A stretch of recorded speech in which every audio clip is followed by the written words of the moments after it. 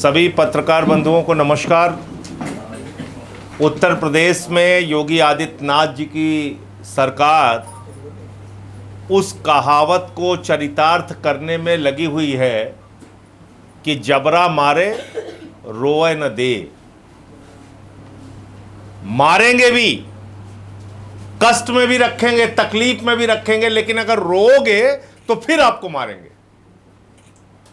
इस सिद्धांत पे पूरी सरकार चल रही है। आम आदमी पार्टी ने जब उत्तर प्रदेश में स्कूल बंद किया जा रहा था मर्जर के नाम पे, उस वक्त इनका विरोध किया था तो इन्होंने विधानसभा में खड़े होकर कहा था कोई स्कूल मर्ज नहीं होगा, कोई स्कूल बंद नहीं होगा। आप लोगों ने सुना होगा। फिर हम दोबारा अभियान शुरू कर दिए, 15 अगस्त से स्कूल ठीक करो अभियान। जब से हमने स्कूल ठीक करो अभियान शुरू किया है, हर डीएम खड़ा हो जाता है, अरे साहब ये तो जो स्कूल दिखा रहे हैं तो मर्ज हो चुका है।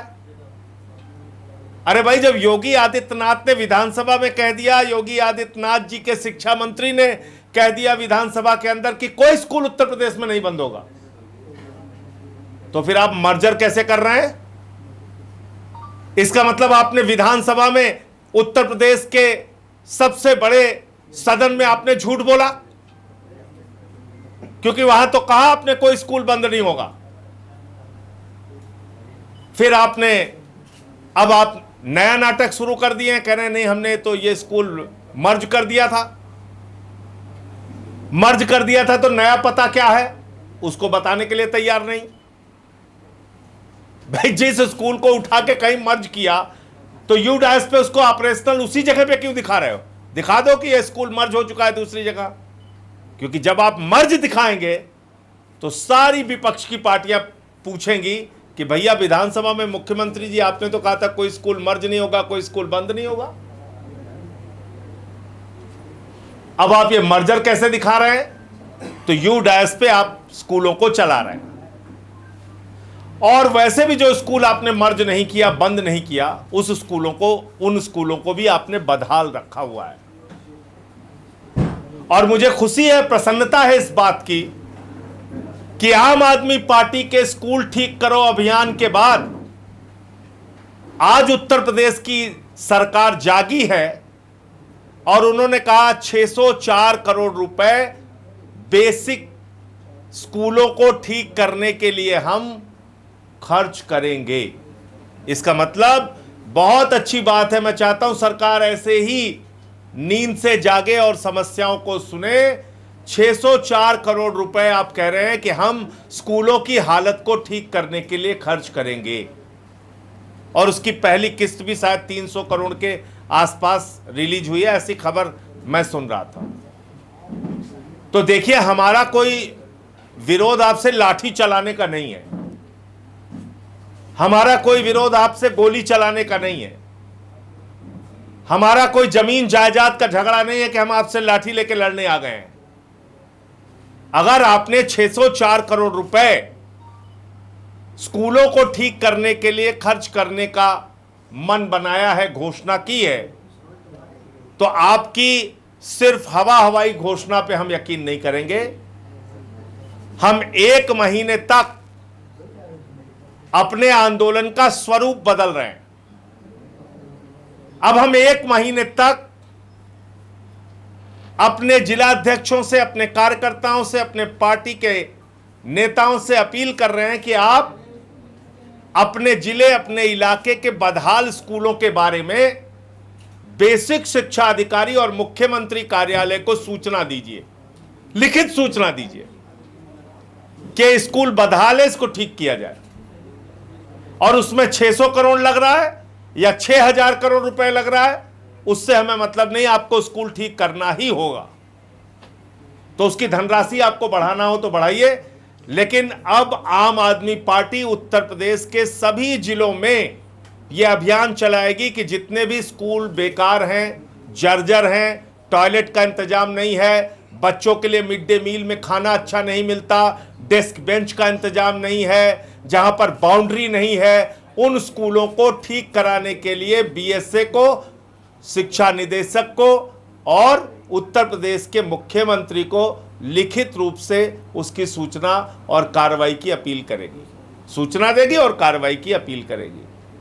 आप निर्माण कार्य शुरू कीजिए, और अगर 1 महीने के अंदर आपका निर्माण कार्य शुरू नहीं हुआ तो 1 महीने के बाद फिर से हम लोग स्कूलों में जा जा के वीडियो बनाएंगे,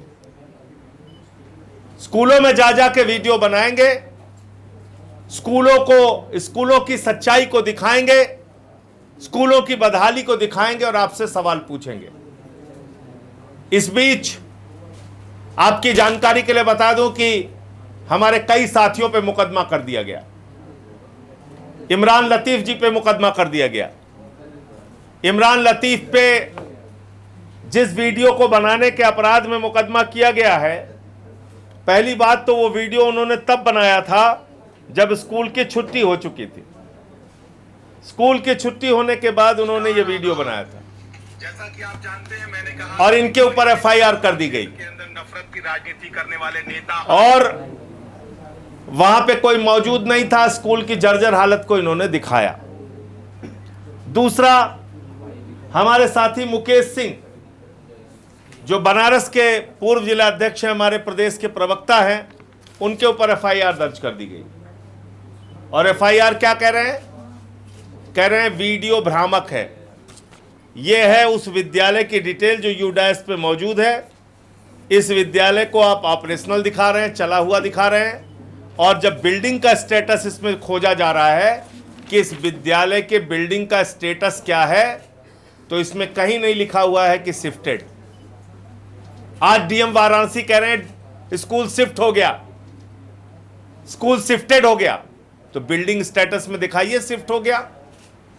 आपने पते में तो कहीं दिखाया नहीं शिफ्ट हो गया। तो आपने मुकेश सिंह पे, जो हमारे प्रदेश के प्रवक्ता हैं, उन पे FIR कर ली। तो आम आदमी पार्टी के कार्यकर्ताओं पर आप लगातार FIR लिख रहे हैं, लेकिन वो चोर जो बच्चों का खाना खा रहे हैं, खाना चोरी कर ले रहे हैं, उनकी सब्जी रोटी दाल चावल चुरा रहे हैं, उन पे आपके अंदर FIR लिखने की हिम्मत नहीं होगी जी। अपने दोषी अधिकारियों पे कार्रवाई करने की हिम्मत आपके ऊपर नहीं है। हमारे ऊपर तो आप FIR लिख ले रहे हैं। जिन लोगों ने बिल्डिंग की हालत को जर्जर किया, छत नहीं है, बाउंड्री नहीं है, टॉयलेट का इंतजाम बच्चियों के लिए नहीं है, स्कूल में बिजली का कनेक्शन नहीं है, पंखे का इंतजाम नहीं है, बैठने का इंतजाम नहीं है, कीचड़ है, रास्ते ठीक नहीं है, जानवरों की तरह खाना मिलता है, उनके ऊपर FIR करने की हिम्मत आपकी नहीं है। हमारे कार्यकर्ताओं पे आप FIR करेंगे। तो इसलिए, क्योंकि इसमें केंद्र सरकार के द्वारा सरकार को फंड दिया जाता है, राज्य सरकारों को, और हजारों करोड़ रुपए समग्र शिक्षा अभियान के नाम पर केंद्र की मोदी सरकार ने राज्य सरकारों को दिया है। और आपको जान के हैरानी होगी कि 62,000 करोड़ रुपए में से राज्य सरकारों ने मात्र 32,000 करोड़ रुपए इस्तेमाल किया, 30,000 करोड़ रुपए इस्तेमाल ही नहीं किया। 30,000 करोड़ रुपए वापस चला गया। अरे भैया, अनपढ़ रहेंगे, विद्यालय टूटा रहेगा, बच्चे सड़ा खाना खाएंगे, तभी तो प्राइवेट वालों में जाएंगे, तभी तो RSS के विद्यालयों में जाके पढ़ेंगे ना, तभी तो वहां एडमिशन बढ़ेगा, पैसे की कमाई बढ़ेगी। तो इसलिए 30,000 करोड़ रुपए वापस कर दिया गया। तो मैं, क्योंकि केंद्र सरकार का बजट आता है, इसलिए पार्लियामेंट को इसमें हस्तक्षेप करने का पूरा अधिकार है। देश की संसद की संसदीय समितियों को हस्तक्षेप करने का पूरा अधिकार है। तो मैंने इस संबंध में संसद की याचिका समिति को पूरे उत्तर प्रदेश में स्कूलों की बदहाली के संबंध में, बच्चों को जो खाना सड़ा हुआ दिया जाता है उसके संबंध में, हरदोई के डीएम और कई जिलों के बीएसए और डीएम जिन्होंने अपने पद का दुरुपयोग करते हुए सच्चाई दिखाने वालों पर FIR दर्ज की, उनके संबंध में एक विस्तृत शिकायत की है। और साथ ही साथ उत्तर प्रदेश के स्कूलों की हालत क्या है, ये हमने इसमें एक एक करके लिखा है, एक एक करके लिखा है।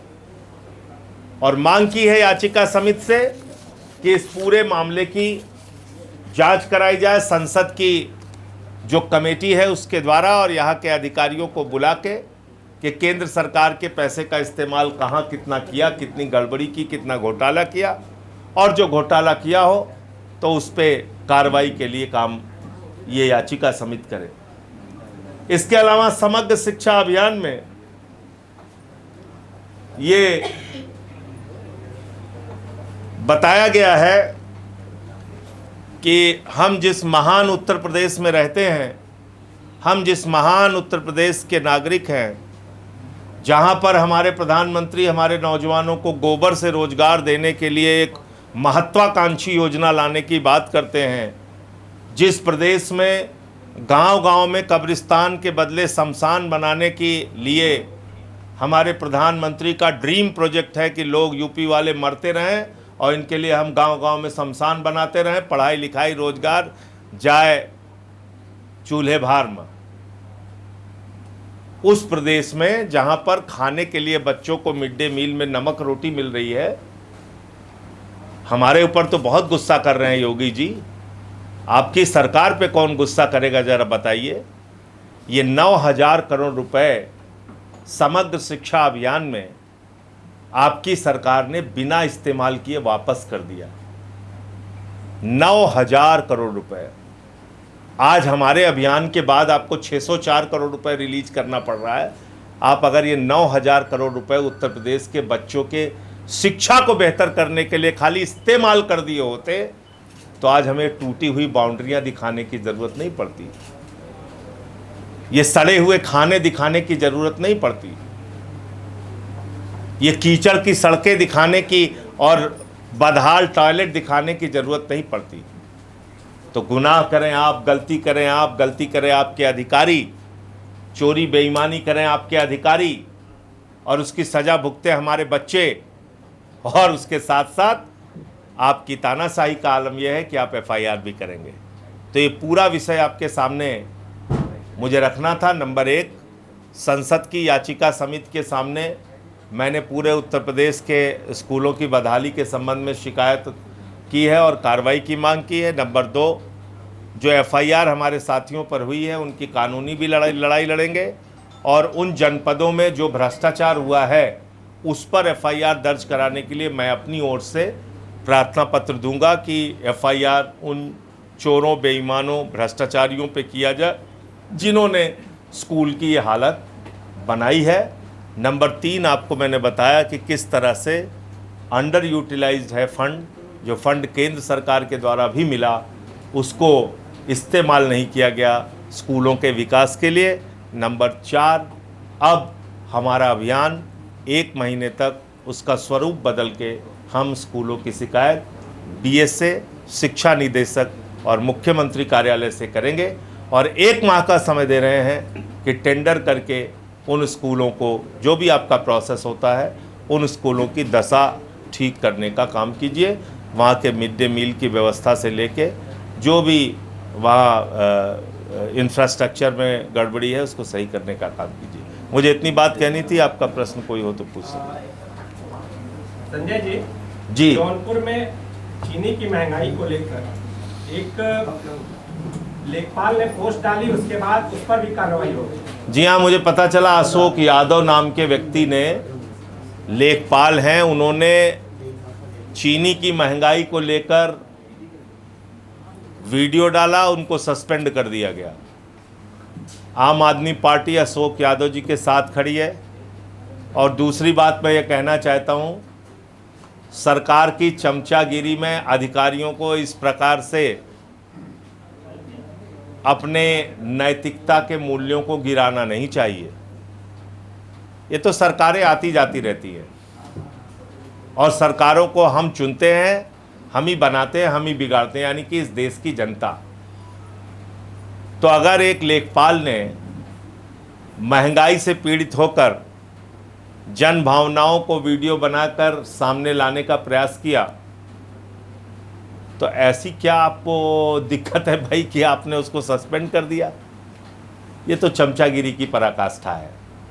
लेकिन मैं यही कहूँगा। 1 लाख नौकरियां देने की बात कह रहे हैं मुख्यमंत्री। भैया कई करोड़ से 1 लाख कब पहुंच गए?